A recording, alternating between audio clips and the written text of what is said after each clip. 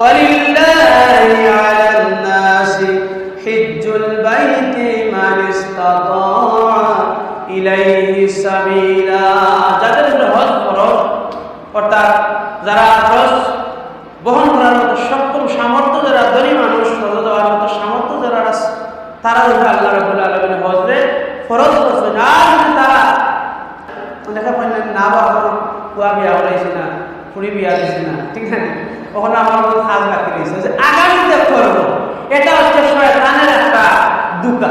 মানে মানুষের বলেন আগামীতে কুরবানি দিব, আগামীতে হজ করবো। তুমি আগামীতে যে করবা তার কোনো গ্যারান্টি আছে, তার কোনো সিকিউরিটি আছে।